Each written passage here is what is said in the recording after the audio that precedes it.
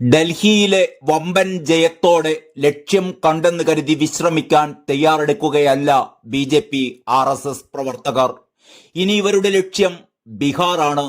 ഈ വർഷം അവസാനത്തോടെ ബീഹാറിൽ നിയമസഭാ തിരഞ്ഞെടുപ്പ് നടക്കാനിരിക്കുകയാണ്. 243 അംഗ നിയമസഭയിൽ 225 സീറ്റുകൾ നേടുക എന്നതാണ് ബി.ജെ.പി. നേതൃത്വത്തിന്റെ ലക്ഷ്യം. ഭരണനേട്ടങ്ങൾ ചൂണ്ടിക്കാട്ടി ഇത് നിഷ്പ്രയാസം നേടിയെടുക്കാനാകുമെന്നാണ് മുഖ്യമന്ത്രി നിതീഷ് കുമാർ അടക്കമുള്ള എൻ.ഡി.എ മുന്നണി നേതാക്കന്മാരുടെ വിലയിരുത്തൽ. സംസ്ഥാനത്ത് എൻ.ഡി.എ വീണ്ടും അധികാരത്തിൽ വരുമെന്ന് മുതിർന്ന ബി.ജെ.പി. എം.എൽ.എയും മുൻ ഉപമുഖ്യമന്ത്രിയുമായ തർക്കിഷോർ പ്രസാദ് പറയുന്നു. ഡൽഹിയിൽ നടന്നത് ഒരു സാമ്പിൾ വെടിക്കെട്ട് മാത്രമാണ് എന്നും യഥാർത്ഥ വെടിക്കെട്ട് നടക്കാനിരിക്കുന്നത് ബീഹാറിലായിരിക്കുമെന്നും വേണം കരുതാൻ.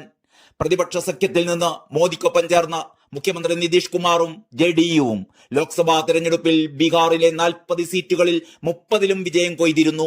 ഇതെല്ലാം നിയമസഭാ തെരഞ്ഞെടുപ്പിൽ എൻ.ഡി.എക്ക് അനുകൂല ഘടകങ്ങളാവുമെന്നാണ് പ്രതീക്ഷ. ഡൽഹി ഡബിൾ എഞ്ചിൻ സർക്കാരിന് വഴിമാറിക്കൊടുക്കുമ്പോൾ ബി.ജെ.പിക്ക് പ്രതീക്ഷകളേറുകയാണ്. 27 വർഷത്തിന് ശേഷം കൈനിറയെ സീറ്റുകളുമായാണ് ഇന്ദ്രപ്രസ്ഥത്തിലെ ഭരണചക്രം തിരിക്കാൻ ബി.ജെ.പി. കളം പിടിച്ചിരിക്കുന്നത്. വെറും 2 പതിറ്റാണ്ടിന് മാത്രം പാരമ്പര്യം അവകാശപ്പെടാനുള്ള ആം ആദ്മി പാർട്ടിയെ തൂത്തെറിഞ്ഞതും മുത്തശ്ശി പാർട്ടിയായ കോൺഗ്രസിനെ വട്ടപൂജ്യത്തിൽ നിലനിർത്തിയതുമെല്ലാം ബി.ജെ.പി. പാളയത്തിൽ വലിയ ആത്മവിശ്വാസത്തിന് കാരണമായിട്ടുണ്ട്.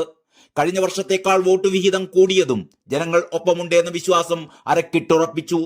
സ്ത്രീ വോട്ടർമാർ ജനവിധി തിരുത്തിയ ഈ തിരഞ്ഞെടുപ്പിൽ ജനങ്ങൾ മോദി ഗ്യാരണ്ടിക്കൊപ്പം നിലകൊള്ളുകയായിരുന്നു.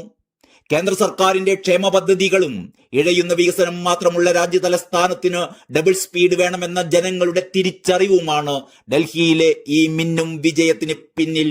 യു.പിയിൽ നിന്നും ബീഹാറിൽ നിന്നുമൊക്കെ കുടിയേറിയ പൂർവാഞ്ചൽ വിഭാഗക്കാരാണ് ഡൽഹിയിലെ വോട്ടർമാരിൽ 30%.